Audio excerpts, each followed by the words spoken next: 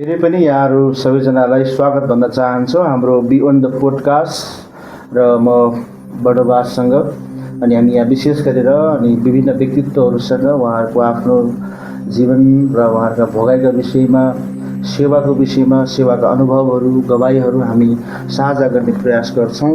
र आज हाम्रो बिचमा हुनुहुन्छ मेरो श्रीमती कल्पना लिम्बू। अनि म उहाँलाई आज हाम्रो कार्यक्रममा स्वागत गर्न चाहन्छु। तपाईँलाई स्वागत छ कल्पनाजी हाम्रो पोडकास्टमा। धन्यवाद सबैजनालाई चिनेपछि। अनि दिनहरू कस्तो बित्दैछ थियो आज? एकदमै असल भइरहेछ। अनि मौसम पनि अलि गर्मी छ है? हजुर, पानी पर्छ, घाम लाग्छ, अलिक गर्मी नै छ। अनि तराई र पहाडमा के भिन्नता पाउनु पर्दा? तराई र पहाडमा भिन्नता भन्नुपर्दा चाहिँ धेरै नै छ। अनि मौसमदेखि लिएर होइन सबै कुराहरूमा भिन्नतै छ। अहिलेको यो समयमा आउँदै गर्दाखेरि अब हामी सिधै विषयवस्तुमा प्रवेश गर्दछौँ। तपाईँको बाल्यकाल होइन, अनि तपाईँको जवानी अवस्था र अहिलेसम्मको उमेरमा आइपुग्दाखेरि के कस्ता खालका कुराहरू अनुभव गर्नुभयो? थोरै केही बताउन सक्नुहुन्छ हामीलाई? जवानीमा अनि गरेका कुराहरू र अहिले बिताएका कुराहरू सम्झिँदै गर्दाखेरि धेरै भिन्नता छ। अनि किनभने अब जवानी भनेको सिङ्गल लाइफ हुन्छ होइन। अनि सिङ्गल लाइफमा हिँड्दै गर्दा सबै कुराहरू फ्री नै हुन्छ। अनि अहिले विवाह गरेर आइसकेपछिको कुराहरूमा चाहिँ श्रीमान श्रीमतीको कुराहरू भयो होइन, सेवाकाई कुराहरू भयो, सँगसँगै फ्यामिलीका कुराहरू भए, बालबच्चाहरूको कुराहरू भए, यी सबै कुराहरू जिम्मेवारीको कुराहरूलाई हेर्दै गर्दाखेरि चाहिँ के भन्ने धेरै विवाह गरिसकेपछिको जिम्मेवारीलाई र पहिले अनम्यारिड जवानीको अवस्थालाई हेर्दै गर्दा विवाह गरेको कुराहरूमा पनि अब श्रीमान श्रीमती एकसाथ भएर सेवाकाईमा हिँड्न पाउनु धेरै राम्रो कुराहरू हो होइन।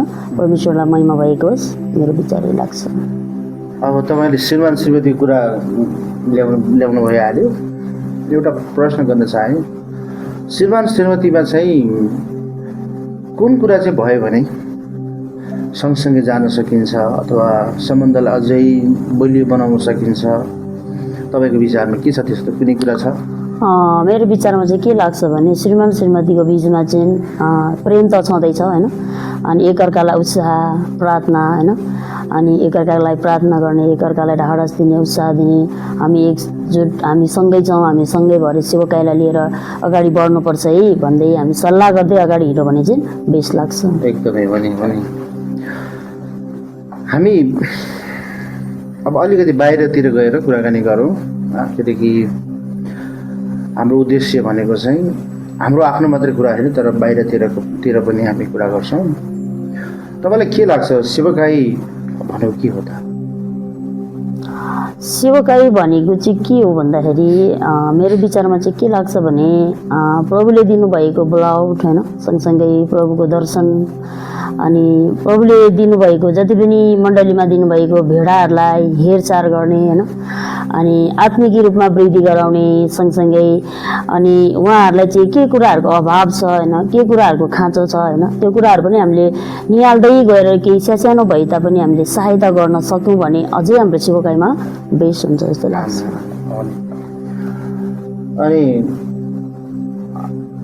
अहिले मण्डलीमा चाहिँ हामीले हेऱ्यौँ भने जवानहरूको बिचमा विभिन्न खालका समस्याहरू हामी देख्छौँ। विशेष गरेर भागेर विवाह गर्ने, प्रेमका कुराहरू छन् होइन। यी कुराहरूसँग तपाईँको कुनै आफ्नो विचारहरू छ कि? विशेष गरी जवानहरूलाई कुनै सन्देश दिन चाहन्छौ कि अहिले? म जवानहरूलाई चाहिँ के भन्न चाहन्छु भने विशेष गरी अनि हाम्रो बझाङ जिल्लामा जति पनि जवान भाइ बहिनीहरू हुनुहुन्छ होइन, म हरेकलाई चाहिँ म के भन्न चाहन्छु भने विशेष गरी परमेश्वरसँगको डर भएको आत्मा चाहिँ हामीसँग हुनुपर्छ। अनि हामी संसारी कुराहरूमा होइन, तर परमेश्वरको वचनमा गहिरेर वचन अध्ययन गरेर अगाडि बढ्न सक्ने चाहिँ हामी हुनुपर्छ भन्ने जस्तो लाग्छ। अनि हामी संसारी कुराहरूमा संसारको अब केटा अनक्रिस्चियन छ नन क्रिस्चियन छ भने लेडिज चाहिँ क्रिस्चियन छ भने उसलाई पनि हामीले कसरी प्रभुमा ल्याउने त होइन अनि उसलाई पनि प्रभुमा ल्याएर प्रभुमा हुर्काएर अझ पवित्र विवाह बन्धनमा बाँधेर विवाह गर्यो भने अझै बेस हुन्छ जस्तो लाग्छ मेरो विचार। पक्कै पनि तपाईँको सेवाकाईको यात्रा कसरी सुरु भयो?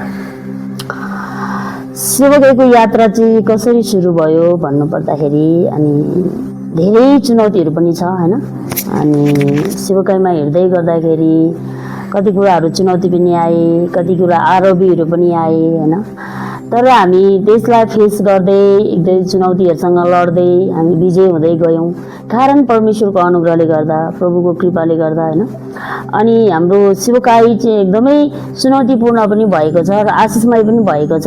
अहिले हामी यो स्थानमा आइपुग्दै गर्दा चाहिँ हामी धेरै चुनौतीसँग लडेर होइन अनि चुनौतीहरूलाई फेस गरेर हामी अहिले यो ठाउँमा आएका छौँ। यो ठाउँमा आउनको ठुलो उद्देश्य चाहिँ परमेश्वरको इच्छा परमेश्वरको योजना हो म यही भन्न चाहन्छु। चुनौतीको कुराहरू गर्नुभयो यहाँले सेवाकाईमा आउँदै गर्दाखेरि श्रीमान श्रीमती सेवाकाईमा आउँदै गर्दाखेरि प्रभुको काममा आउँदै गर्दाखेरि चाहिँ के कस्ता खालका चुनौतीहरू आए अनि ती चुनौतीहरू आउँदै गर्दाखेरि अनि कसरी तपाईँले अथवा परिवारले कसरी त्यसलाई चाहिँ सामना गर्नुभयो त कुनै यस्तो अनुभवहरू छ?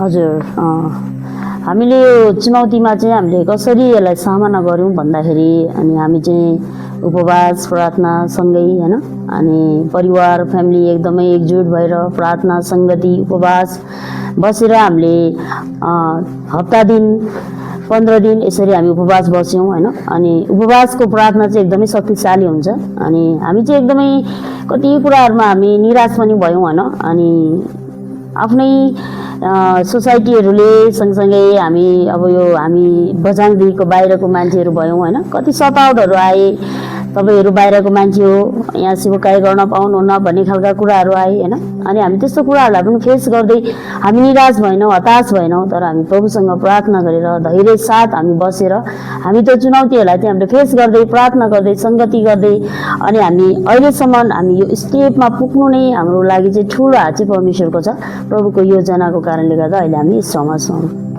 पक्कै पनि परिवारको सहायता परिवारको सपोर्ट होइन परिवारमा चाहिँ एकता नै भएन भने त सेवाकाई गर्न नै गाह्रो हुन्छ होइन।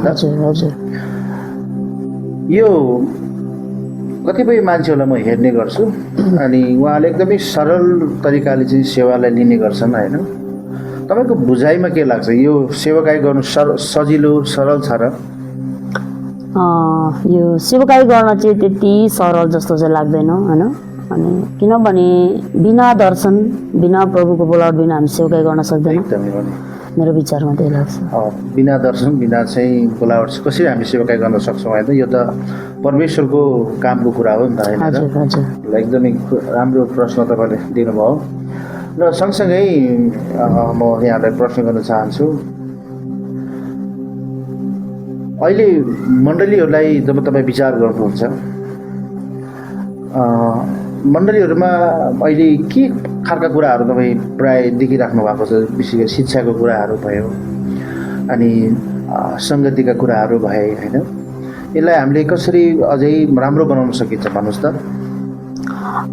मलाई चाहिँ जहाँसम्म के लाग्छ भने बझाङमा जति पनि हामी मण्डली विश्वासी मण्डली परिवारहरू छौँ होइन अगुवा पास्टरहरू छौँ हामी सबैजना चाहिँ एकअर्कालाई उत्साह दिँदै ढाडस दिँदै होइन तेरो मण्डली मेरो मण्डली होइन तेरो मण्डली सानो मेरो मण्डली ठुलो होइन तर हामी एकतामा आएर एकदमै प्रभुसँग प्रार्थना गरेर एकअर्कालाई उत्साह दिँदै हजुर तपाईँको सपोर्टमा म छु हजुर तपाईँको सपोर्टमा म छु तपाईँको लागि म प्रार्थना गर्दैछु है भन्ने प्रकारको उत्साह ढाडसको साथ हामी अगाडि बढ्यौँ भने चाहिँ अझै यो बझाङ जिल्लामा रहेका हरेक मण्डलीका अगुवा पास्टर लिडरहरूमा चाहिँ अझै जागृति आउन सक्छ भन्ने जस्तो लाग्छ। एकदमै हो नि पक्कै पनि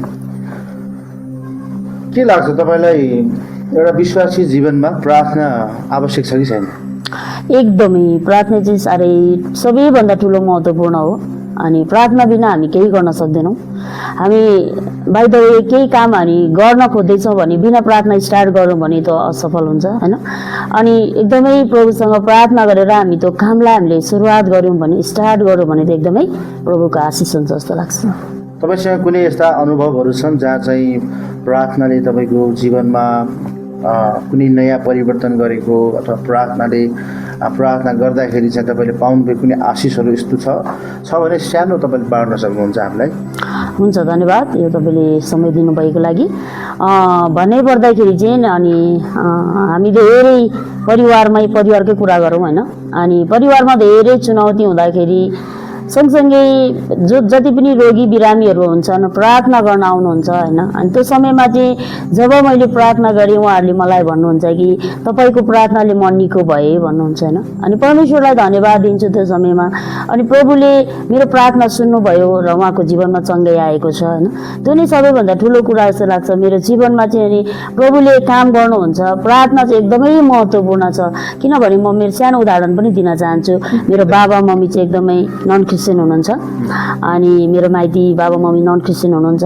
अनि उहाँहरूले मलाई भन्नुहुन्छ, नन क्रिस्चियन हुनुहुन्छ तर उहाँहरूले एक विश्वास गर्नुहुन्छ, छोरी हाम्रो लागि प्रार्थना गरिदे होइन, यस्तो यस्तो भएको छ प्रार्थना गरिदे भन्नुहुन्छ।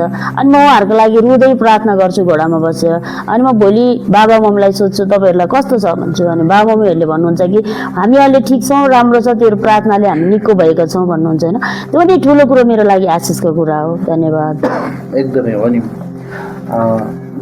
यो प्रार्थनाकै हामी विषयमा कुराकानी गर्दैछौँ। हजुर।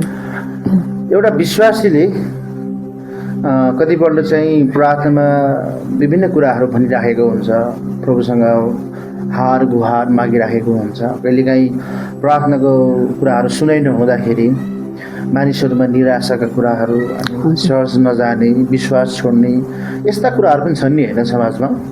तपाईँले यस्तो कुराहरू देख्नु भएको छ? हजुर। अनि यो कुराहरू हुँदै गर्दाखेरि तपाईँ ती व्यक्तिहरूलाई चाहिँ के भन्न चाहनुहुन्छ जसले चाहिँ आज प्रार्थनाको जवाब नपाउँदाखेरि, प्रार्थनामा भनेको कुराहरू नहुँदाखेरि चाहिँ चर्चमा नजाने होइन, विश्वास छोड्न चाहने त्यस्ता व्यक्तिहरूलाई तपाईँले आज के उत्साह दिन चाहनुहुन्छ भन्नुहोस् त? म चाहिँ के उत्साह दिन चाहन्छु भने जो पनि प्रभुको दास छोराछोरीहरू हुनुहुन्छ, तपाईँहरूको यदि प्रार्थनाको सुनाइ भएको छैन भने अझै तपाईँहरू निराश नहुनुहोस् अनि हतोत्साहित नहुनुहोस्। एकदमै प्रभुसँग प्रार्थना गर्नुहोस्। अनि प्रभुमा एकदमै घोडा टेकेर रोएर प्रार्थना गर्नु भने प्रभुले सुन्नुहुन्छ, म यही भन्न चाहन्छु। अनि कति कुराहरूमा चाहिँ हाम्रो प्रार्थना झट्टै सुने हुन्छ होइन, कति कुराहरूमा धेरै समय लाग्छ होइन। अनि त्यो बेला चाहिँ हामी अरे प्रभु त हुन्न कि के हो है, अनि प्रार्थना नै सुन्नु भएन, किन सुन्नु भएन भन्ने कुराहरू महसुस हुन्छ होइन। तर त्यो समयमा चाहिँ हामीले अझै प्रार्थनामा लागिरहनु पर्ने हुन्छ, अझै प्रार्थनामा लागिरहनु पर्ने हुन्छ। अनि प्रभुले एक दिन उहाँको समयमा अवश्य पनि प्रार्थना सुन्नुहुन्छ अनि जवाब दिनुहुनेछ है, म यही भन्न चाहन्छु। एकदमै एकदमै हो नि। एकदमै मिठो कुराहरू हाम्रो बिचमा भइरहेको छ होइन। हजुर। अब यी कुराहरू हुँदै गर्दाखेरि चाहिँ अझै म एक दुईवटा प्रश्नहरू तपाईँलाई गर्न चाहन्छु, विशेष गरेर चाहिँ विश्वासको विषयमा। हजुर। विश्वास किन महत्त्वपूर्ण छ हाम्रो लागि? किनभने हामी चाहिँ एक परमेश्वरको छोराछोरी हौँ। अनि त्यही भएको कारणले गर्दा हामीमा विश्वास छैन भने हामी व्यर्थैको हुन्छौँ होइन। बिना विश्वासको हामी परमेश्वरको छोराछोरी पनि बन्न सक्दैनौँ होइन। अनि हामी विश्वास चाहिँ हुनुपर्छ हामीमा। अनि हामी आज एक बिरामीलाई प्रार्थना गऱ्यौँ, हाम्रो जीवनमा विश्वासै छैन भने उहाँको जीवनमा चङ्गाइ हुन्छ त? हुँदैन होइन। अनि त्यही भएको कारणले गर्दा हाम्रो जीवनमा धेरै महत्त्वपूर्ण विश्वास पनि हो। यो भएन भने त हामीले कसरी प्रभुलाई महिमा दिने, कसरी उहाँलाई खुसी पार्ने होइन, एकदम महत्त्वपूर्ण छ नि यो कुरा। हजुर। ल, आत्मिक जीवनमा वृद्धि हुनको लागि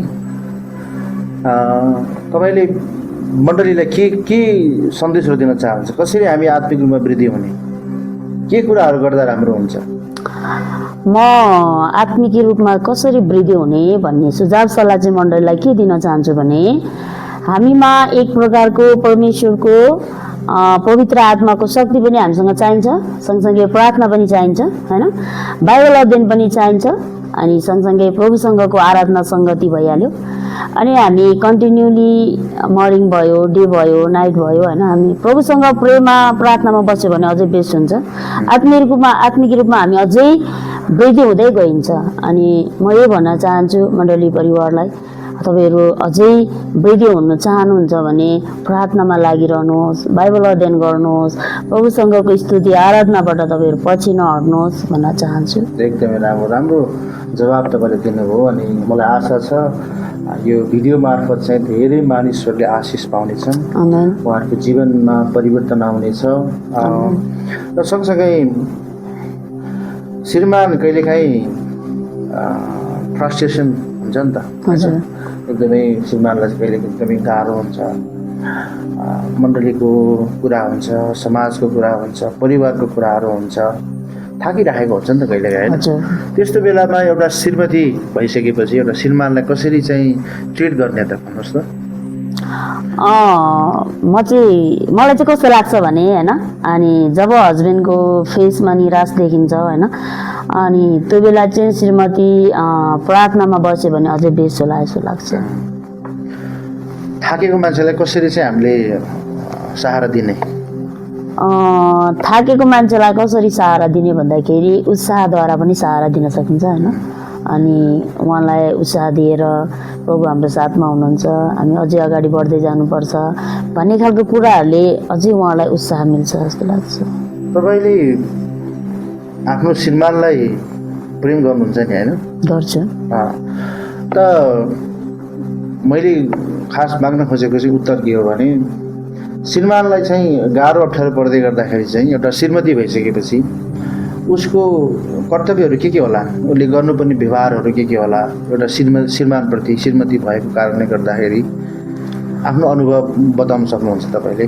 अब श्रीमानको श्रीमती भइसकेपछि चाहिँ हामीले बुझ्नुपर्ने कुराहरू चाहिँ अनि उहाँलाई कति कुराहरूमा समस्या भइरहेको हुन्छ होइन, अनि चुनौतीपूर्ण जीवनहरू जिइराख्नु भएको हुन्छ, फ्यामिलीदेखि लिएर मण्डलीदेखि लिएर होइन, यी विभिन्न कुराहरू लिएर हिँड्दै गर्दाखेरि अनि उहाँलाई कति गाह्रो पनि हुन्छ होइन। अनि त्यो समयमा चाहिँ अनि म चाहिँ मेरो श्रीमान सँगसँगै अरू मण्डलीका दिदीबहिनीहरूले पनि आफ्नो श्रीमानलाई प्रार्थनाद्वारा उत्साह दिनुहोस्, अनि उहाँलाई भेटेर हुन्छ कि बसेर हुन्छ कि होइन, अनि दुईजना मिलेर सल्लाह गरेर कसरी अगाडि बढ्ने त, श्रीमानलाई सल्लाह दिने, श्रीमानले श्रीमतीलाई सल्लाह दिने होइन, दुईजना एक मन एक हृदयका भएर हामी अगाडि बढ्न बढौँ भनेर हामी एकअर्कालाई उत्साह दिँदै हातेमालो गर्दै हामी अगाडि बढ्यौँ भने अझै बेस हुन्छ।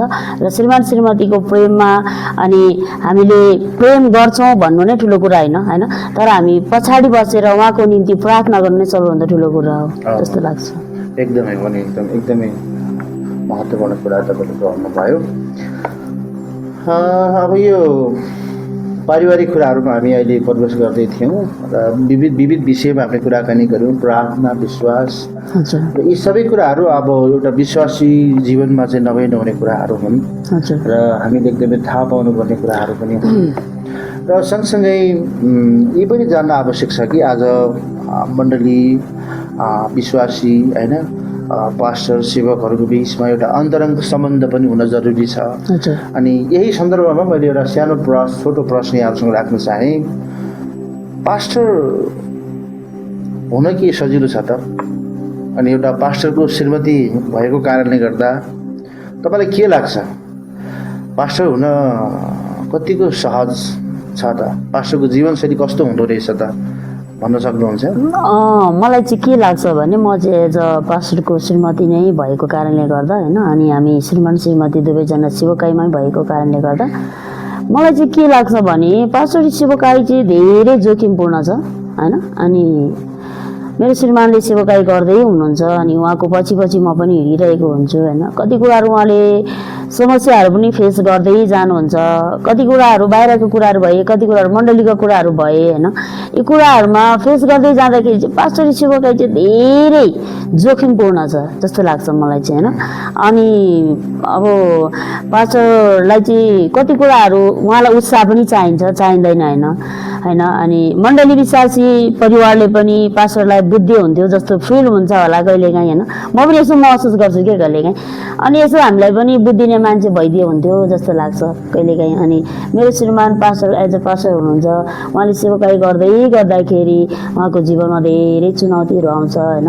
अनि वाद विवादहरू पनि आउँछ, त्यस्तो कुराहरूमा मेरो श्रीमानले गर्दै जानुभएको सेवकाईमा म महसुस गर्छु कहिलेकाहीँ होइन कति कुराहरू गाह्रो छ तर पास्टरली सेवकाई गर्न चाहिँ त्यति सजिलो चाहिँ छैन होइन उस्तै त्यस्तो मानिसले गर्न पनि सक्दैन जस्तो लाग्छ झन् त्यसैमाथि विश्वासीहरूले झन् कुरा नबुझिदिँदाखेरि होइन हजुर झन् चाहिँ प्रश्नहरू गर्दाखेरि झन् कति धेरै गाह्रो हुन्छ नि होइन हजुर त्यस्ता अनुभवहरू छ जति बेला चाहिँ पास्टरले चाहिँ सबै जोखिमहरू उठाउँदै गर्दाखेरि विश्वासीहरूले साथ नदिँदाखेरि होइन मण्डलीमा पास्टरलाई आदर नहुँदाखेरि यस्ता थुप्रै कुराहरू छन् नि होइन जुन पास्टरलाई चाहिँ निराश बनाउने कुराहरू होइन यी कुराहरूमा तपाईँको विचार केही छ केही कुराहरू थप्न चाहनुहुन्छ अझै हजुर अब कति कुराहरूमा अब मण्डलीलाई सूचना गरिन्छ होइन अनि त्यो बेला मण्डलीहरू हाजिर नहुँदा मण्डली परिवारको उपस्थिति नहुँदाखेरि अलिक स्याड फिल पनि हुँदो रहेछ होइन अनि अब पास्टरजीले भन्दै हुनुहुन्छ कति कुराहरू मण्डलीलाई अगाडि उभिएर भन्नुहुन्छ सूचनाहरू गर्नुहुन्छ होइन अनि त्यो कुराहरूमा मण्डली परिवार चाहिँ उपस्थिति नहुँदा अनि उहाँको कुराहरूलाई नबुझिँदाखेरि अलिक स्याड महसुस हुन्छ तिमोथीको पुस्तकमा हामीले हेऱ्यौँ भने अगुवा पास्टरहरू चाहिँ दोब्बर आदरका योग्य हुन्छन् भन्छन् के पास्टरलाई हामीले आदर गर्न जरुरी छ सेवकहरूलाई हामीले आदर गर्न जरुरी छ कि छैन एकदमै सेवक पास्टरलाई चाहिँ हामीले आदर गर्न जरुरत छ किनभने अनि परमेश्वरले दिनुभएको